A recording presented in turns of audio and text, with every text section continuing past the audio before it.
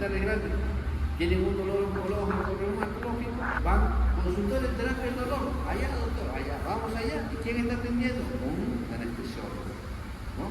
Se encarga específicamente, eso es lo que no hay acá en Ica, por si acaso, ¿no? Pero ya llegaremos a ese lado. No solamente es dar anestesia para los anestesiólogos, ¿no? Entonces, de ahí su chapa pues de que los anestesiólogos no hacen aquellos que quieren ser anestesiólogos. Una pareja a veces se paró porque dice que no estaba haciendo título a la especialidad, no hacía doler. ¿No? Tenemos anestesiólogos que por esa chamba han dejado la anestesiología, por ejemplo, se ha vuelto oftalmólogo, como en el hospital tengo un anestesiólogo que hizo oftalmología, ahora su chamba dice, si antes no hacía doler, o no hacía sentir, perdón, ahora se ve. Para la curiosidad de los trabajadores. Entonces, va avanzando la historia. En 1990 se crea la primera clínica, ¿no?, de multidisciplinaria para el tratamiento del dolor crónico, y en 1974 se crea la primera sociedad de estudio del dolor, que primero se reunían cada 3 a 5 años, ahora anualmente, así como todas las escuelas científicas de todas las ramas, medicina interna, pediatría, cirugía, cirugía endoscópica. Entonces todos tienen supuestamente ya sociedades que hacen su estudio de conglomeración de especialidad y tratan de llegar a un término terapéutico dentro de su especialidad. Entonces, igualito sucede en el dolor, tanto que en la etapa inflamatoria nosotros hemos utilizado desde ibuprofeno, diclofenaco, terminamos en ketorolaco y ahora ha salido de ibuprofeno, ¿no? Y todos actuando a un distinto nivel. Lo único que quiere, ¿cuál es el fármaco que mejor supuestamente debe estar indicado? Aquel que en menor dosis cause también un buen efecto, pero también de que tenga menor efectos colaterales o reacciones adversas. Entonces, dentro de ellos se está demostrando que el ibuprofeno es una de las antiinflamatorios no esteroideos de mayor utilidad, pero no nos queda ahí. Siempre decimos, ¿por qué antiinflamatorio? ¿Por qué no de morfina? Entonces, es ahí donde la Organización Mundial de la Salud determina el tratamiento del dolor crónico, que también lo utilizan para la uva. Ahorita vamos a llegar a eso de ahí. Entonces el dolor, yo tengo que estudiar el dolor como un signo, pero ojo, recuerden, para yo tratar la enfermedad, tengo que conjugarlo con síntomas y otros signos que se presenten. Porque un solo síntoma no me da el diagnóstico. Por ejemplo, cavidad abdominal, que siempre manejo esto. En la cavidad abdominal, yo puedo tener un dolor tipo urente, que pasó, y si es en la región epigástrica, tengo que pensar que es un síndrome ulceroléctrico. Entonces la acidez, la hiperacidez del estómago va a causar un daño en la mucosa y puede producir úlceras hasta gástricas o úlceras duodenales. Y que cuando ustedes hagan clínica van a ver que una de las úlceras va a aumentar con ingesta de alimentos, la otra va a disminuir su dolor. Pero si yo hablo de un dolor crónico, el dolor crónico significa que es dolor cólico. El dolor cólico es un dolor de víscera hueca. Entonces, ¿cómo diferencio un dolor de una vesícula que es una víscera hueca, de un renal que tiene supuestamente dentro de víscera hueca, de un apéndice, de la apendicitis que es víscera hueca, una de las tiroides? Entonces, toda enfermedad tiende a tener una historia natural de presentación de la forma del dolor. Yo tengo que sospechar, no estoy diciendo que sea, sino que sospechar. Si yo como alimento graso y me da dolor en el hipocondrio derecho, lo tengo que relacionar con una alteración de la función biliar, una colecistopatía. Pero si yo ingiero comida abundante, rica en carbohidratos y grasa, posiblemente, y todavía con alcohol, o es comida calentada, naturalmente el dolor capaz nace en el caso, pero si irradia a hipocondrio derecho izquierdo como una cintura y a veces llega hasta atrás, como en banda, yo no tengo que relacionar con mi órgano pancreático, una pancreatitis.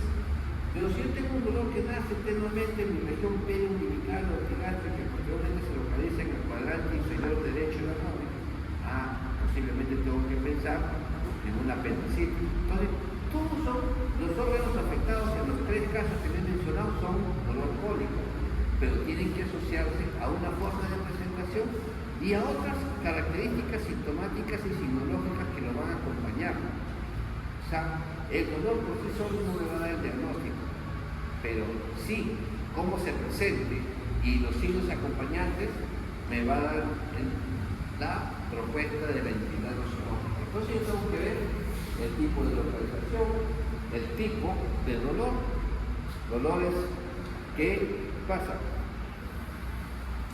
dolores que son punzantes, operativos, lacerantes, cólicos, la duración del dolor, algunos dolores pues, duran y pasan con los alimentos, por ejemplo, o capaz algunos dolores se presentan y pasan con la posición antálgica, ¿no? La periodicidad, capaz tengo dolor que se presenta cada 4, cada día, cada interdiario, cada mes, como los dolores menstruales de algunas mujeres, ¿no? Ya saben que cuando les va a venir la menstruación les va a venir un tipo de dolor cólico, donde ya tiene una periodicidad, la frecuencia, la intensidad. No es lo mismo decir que se presenta bruscamente como los cólicos renales, como que se tiene una presentación tenue que progresivamente va aumentando la intensidad del dolor. Hasta dónde se irradian generalmente. Ciertos órganos tienden, por ejemplo, un infarto de miocardio generalmente se irradia hacia hombro o extremidad superior izquierda, ¿no? Un dolor a nivel vesicular se irradia a espalda o hacia el hombro ipsilateral, o sea, hasta el lado derecho y así sucesivamente, ¿no? Un dolor renal que nace en la fosa renal se irradia hacia dónde, hacia donde va supuestamente el sistema urinario, y el sistema urinario va hacia los genitales, se va en esta dirección. Siempre hay una cierta irradiación en cierto tipo de dolor. Quienes lo agravan, quienes lo atenúan, qué medicamento lo calman, qué otras sintomatologías para pero el dolor también tiene que ver exactamente con el tipo de persona. No es lo mismo decir, ¿sabe qué? En esta región de acá vamos a cultivar grama. Un abogado que es totalmente culto, que sabe mucho, con un campesino, hacen la misma cantidad de sembrados, pero a los dos se les formaron una ampolla y el umbral del dolor en aquel que nunca lo sintió, que es el más culto, el abogado, va a decir que tiene un dolor exorbitante. En cambio, el campesino, inclusive que ya tiene hasta callosidades en sus manos, capaz su umbral es tan alto que ni 50 se dio cuenta que le había salido otra ampolla. Entonces, las características van a depender de la personalidad, va a depender exactamente del sistema cultural, del sexo. Siempre dicen que la mujer es el sexo más fuerte, tolera más dolor, mejor el dolor que los varones. Y como le dije otra vez, creo que sí es cierto, porque cada vez que yo estoy en emergencia y tengo que ponerle una ampolla, un varón solamente con ver la aguja ya se está desmayando, ¿no? La mujer es más tolerante, tal vez la mujer dice, no, póngame nomás. Los hombres se quedan tan valientes que dicen, póngamelo, no, ¿para qué me voy a echar? Póngamelo parado. Por experiencia siempre digo, échenme en la camilla porque son los primeros que se van a dar una limpieza nerviosa, ¿no? Entonces son características propias, ¿no? De la constitución y del carácter y la personalidad de las personas. Entonces, esto es lo que decía antes. El dolor se divide por su origen en el sistema nervioso y se considera neuropático, que es a nivel central, que es a nivel periférico. Si es de un órgano, se llama nociceptivo, si es osteomuscular o es visceral, ¿no? Y si está creado en la mente, ¿no? de la persona, se llama dolor psicótico. Pero esto determinó que nosotros dividiéramos este dolor en agudo y crónico, ¿no? Entonces, dentro de eso de ahí, el dolor agudo, ya les dije, existen dos términos. Uno, del tiempo del dolor. Si el dolor persiste más allá de los 90 días, crónico. Si desaparece antes de los 90 días, agudo.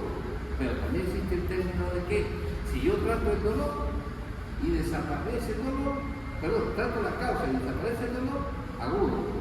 Trato la causa y no desaparece el dolor porque va a persistir, crónico. Entonces, para ello, por ejemplo, un postraumático. Yo ahorita vengo, me caí y me golpeé, se me echó el brazo. Me duele porque hay un proceso inflamatorio. Todo un proceso inflamatorio. Me pasa la inflamación, me pasó el dolor. Agudo. Traté la causa, traté el dolor. Y bonito, los quirúrgicos, ¿no? Una apendicitis. Trato la apendicitis, ya les dije, ya no tengo causa de dolor, desaparece el dolor. En la parte crónica, ya aquellos que pasan más de 90 días se dividen en oncológicos y no oncológicos. Dentro de los oncológicos, todos los cánceres van a producir cierta necrosis, cierta isquemia y van a producir dolor. Y va a perdurar más allá de los 90 días. Dentro de los no oncológicos, tengo, por ejemplo, las enfermedades del colágeno, y entre ellas, por ejemplo, las fibromialgias, los dolores reumáticos. Entonces, yo lo que trato es que está causando el dolor son los procesos inflamatorios que están sucediendo en este momento. Trato la inflamación, mientras dure el fármaco, calma el dolor, pase el efecto farmacológico, persiste el dolor porque eso no va a desaparecer. Y se considera crónico porque el dolor va a pasar más allá de los 90 días, salvo que le saquen la extremidad y desaparece el dolor. Será entre comillas, porque también por la persistencia de una fibra nerviosa existe, como se llama, el tiempo fantasma. Entonces ya lo vamos a estudiar posteriormente, yo estamos tratando de diferenciar la clasificación de los dolores. Pero para ello, entonces, es lo que decía, el dolor agudo es la consecuencia inmediata de una activación del sistema del dolor nociceptivo, que siempre va a haber un daño tisular, somático y visceral, y que desaparece cuando yo trato la lesión. En cambio, el dolor crónico persiste inclusive en ausencia de la lesión periférica que la inició. O sea, a pesar que hubo un proceso inflamatorio, yo lo traté, desaparece la inflamación, pero siempre voy a sufrir ese dolor, porque no voy a poder tratar, ¿no?, la causa.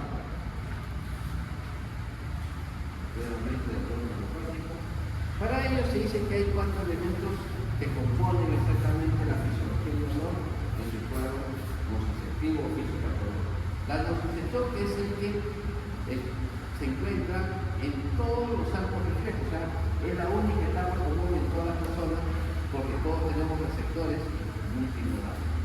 La percepción, el sufrimiento y el comportamiento del dolor va a depender de las características de la persona, dependiendo de su estatus cultural, sexo y otros. Entonces, de hecho, ¿quién lleva, les dije yo, la información del dolor? Fibras A, delta y la fibra C. Las A delta son fibras mielinizadas, fibras que me llevan la información de 5 a 50 metros por segundo y se activan siempre por una estimulación mecánica, como dije antes, o sea, la presión. En cambio, las fibras C son fibras amielínicas, llevan información delta y se crean, miren, por estímulos nocivos mecánicos, técnicos o químicos. Son estímulos combinados. Por lo tanto, liberan sustancias al producir el daño tisular, que va a producir una descarga histamínica de prostaglandinas, ¿no?, estimulando así a otras sustancias que pueden producir inflamación. Por lo tanto, se considera que existen varios componentes, por eso son nociceptores poli o multimodales. Esto es lo que se refería. Yo tengo una referencia en el raíz posterior del lado y ahí llega la segunda norma, cruza la médula y se eleva hasta la región talámica. ¿Por qué? Porque este es el fascículo espinotalámico. Pero en la percepción, nosotros tenemos anatómicamente 3 fascículos: espino talámico, espino mesencefálico y el espino reticular. La segunda neurona se encuentra justo en ese gano, ¿no?, en la raíz posterior. La tercera neurona se encuentra a nivel, bueno, estos son los fascículos que les mencioné, se encuentra en el tálamo, ¿no? Y aquí comprenden neuronas tanto A delta y fibra C, ¿no? porque nos llevan información rápida y lenta, que ponen ustedes acá, ¿no? La C, sobre todo la que lleva la corteza del límite horizontal. Y el sistema de percepción, ya les dije ya, que se encuentra en la región de la corteza postvolándica, cuando dice la segunda clase de Dios.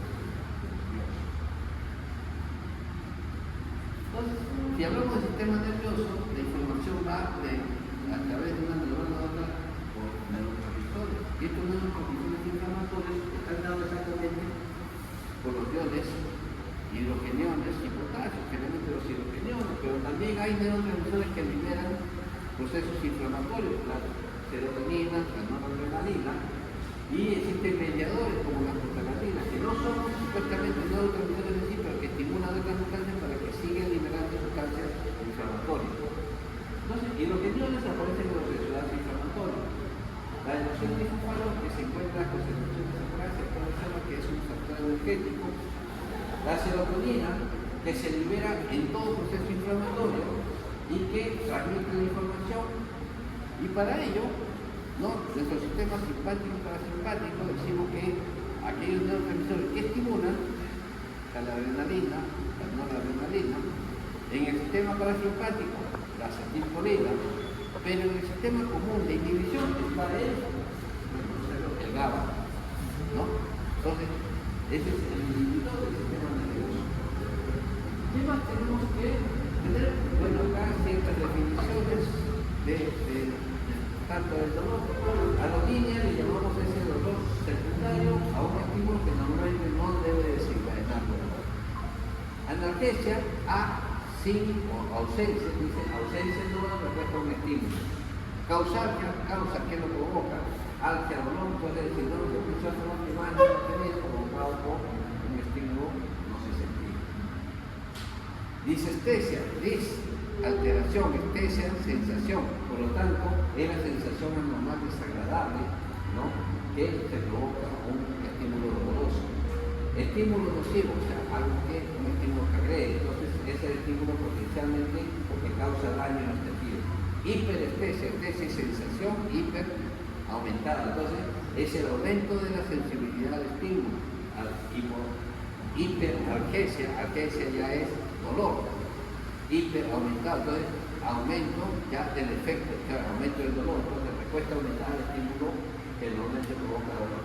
Hiporgesia, lo mismo al revés, y parestesia es una alteración en la sensibilidad generalmente de nuestro sistema nervioso, sensación anormal. Entonces nuevamente el dolor que nos trata, los arqueólogos. Pero arqueólogos tenemos a nivel internacional, no hay nadie, ninguna profesión que diga yo soy arqueólogo. Por lo tanto, ¿quién comanda todavía a nivel de la sociedad de la terapia del dolor? Los anestesiólogos. Si es un dolor postoperatorio, le dije, anestesiólogo cirujano. Si es un dolor oncológico, anestesiólogo oncólogo, y si es reumático, esa es la característica. Pero ¿cómo mido el dolor? Porque el dolor es una sensación subjetiva. No es lo mismo que te digan, los dos tienen apendicitis, a él le duele más, a él le duele menos. Entonces, yo tengo que tomar una escala subjetiva del dolor. Y esa escala se llama escala de EVA, donde yo tengo que tener un máximo de dolor. Y esa escala máxima de dolor, si es numérica, es el 10.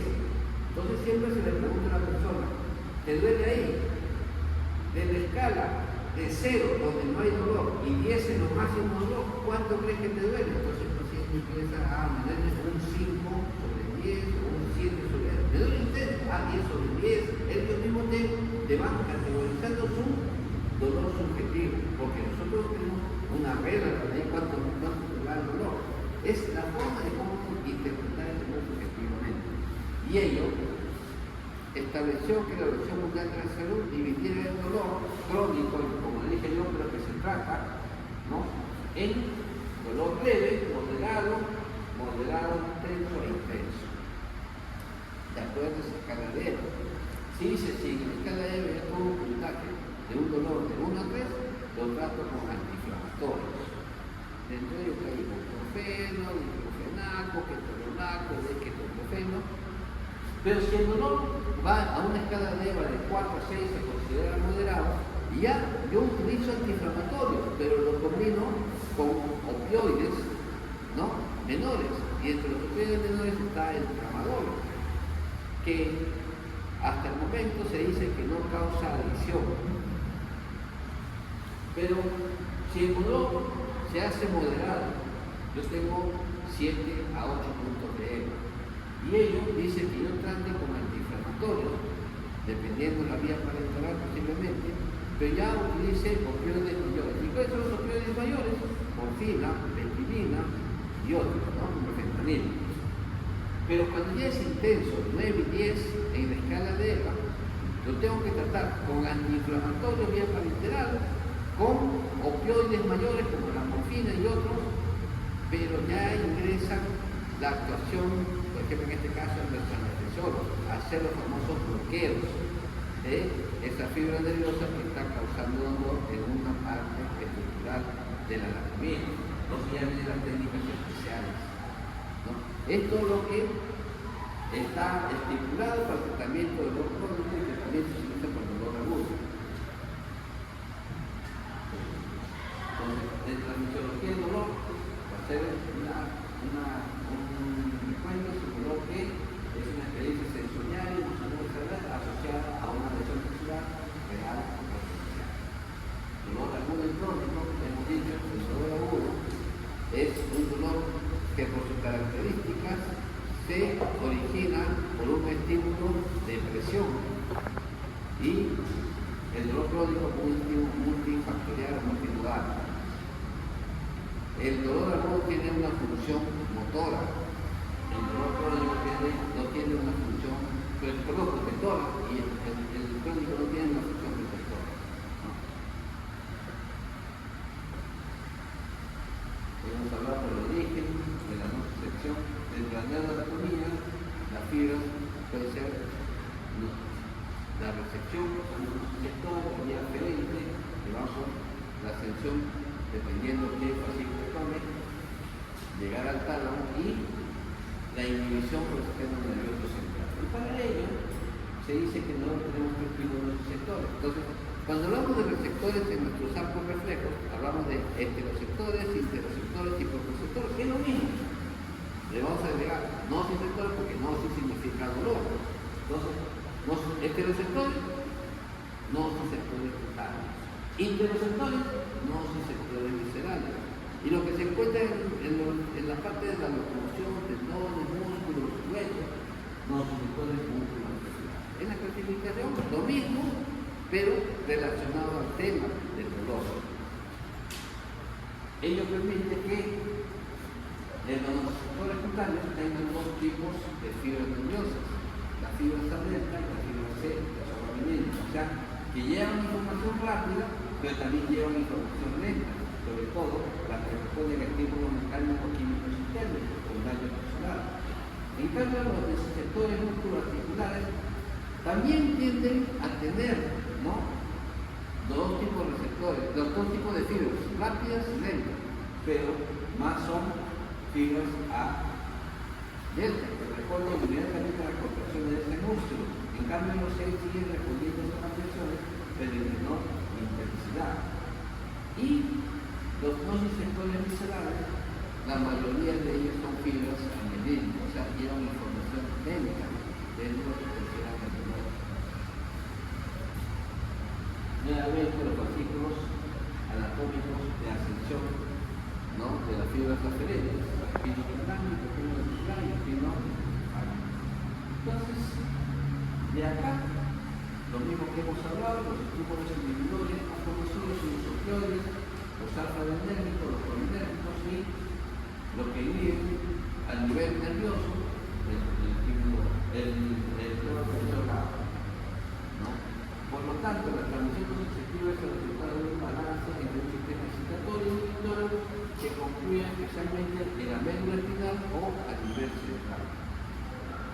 Existen mecanismos que activan y modulan estos receptores del dolor, ¿no?, donde ya les dije que había concentraciones de hidrogenón de potasio, aminas como la testosterona, histamina, la propagandina, el cotidiano, que todos ellos intervienen porque actúan en esa etapa inflamatoria, ¿no?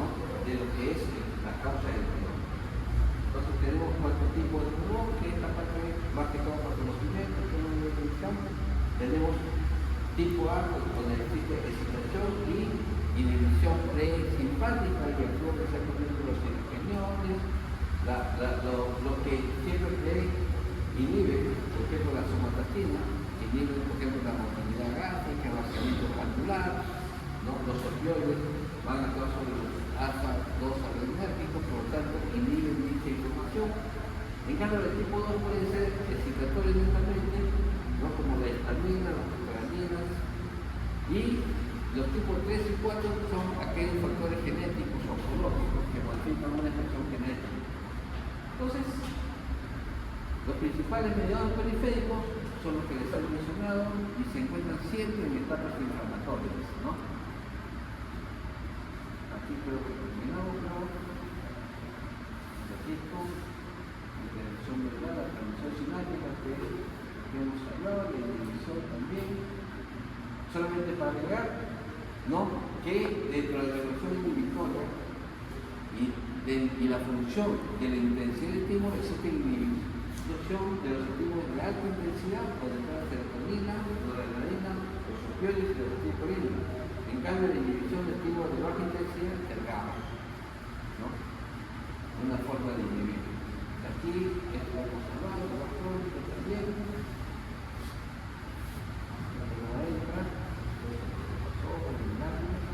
Y pasamos a lo que es fisiología. Entonces, 15 minutos de acceso, vamos allá. La última parte significa la fisiología de pares. Pero dentro de pares